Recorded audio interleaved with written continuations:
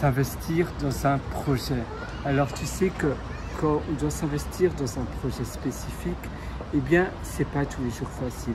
Parfois ça demande de la discipline, ça demande de l'engouement, ça demande d'être strict avec soi-même. Très souvent au début on est tout fou, un peu comme un chien fou, on a vraiment envie de commencer ce projet et puis après notre motivation descend, on a moins envie de le faire, tout simplement parce que on se sent un peu lassé, on a moins d'énergie et on se dit tiens, est-ce que c'est vraiment pour moi? Et c'est là que l'on perd un peu la motivation et c'est à ce moment-là que les choses de jeter l'éponge, les choses de baisser les bras sont les plus grandes. C'est souvent après 2 semaines d'avoir commencé un projet que tu commences un peu à baisser les bras.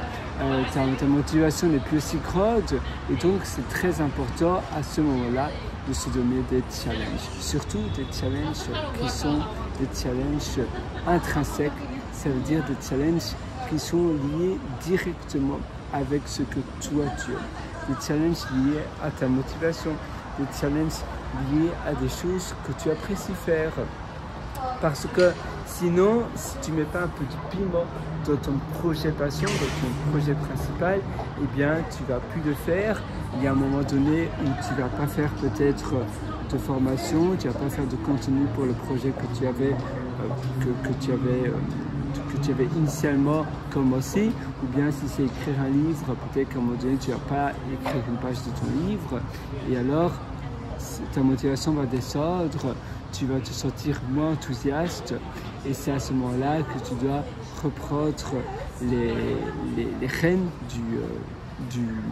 comment on appelle cela l'expression, c'est reprendre les rênes du traîneau peut-être. Parce que sinon tu vas aller directement à la mauvaise porte.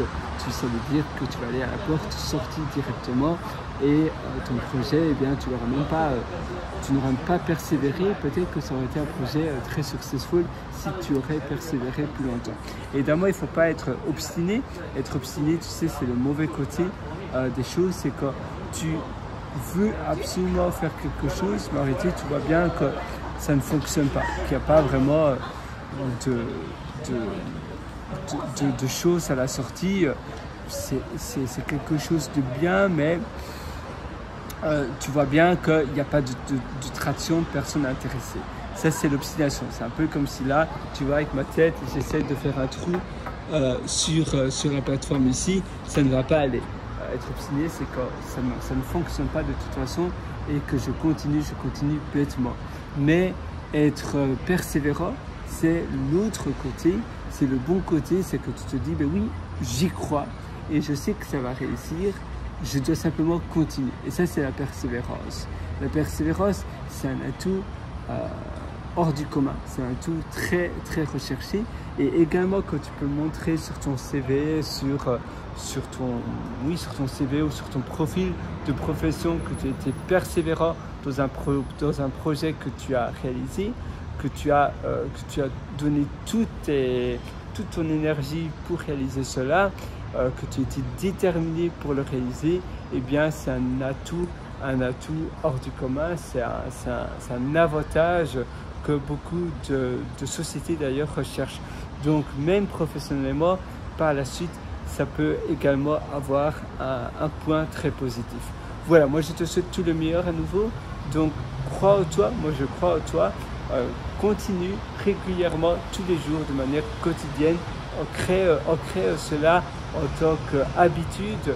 Et une fois que c'est ancré dans tes habitudes, et bien alors ça viendra tout seul parce que ça fera partie intégrale de tes habitudes.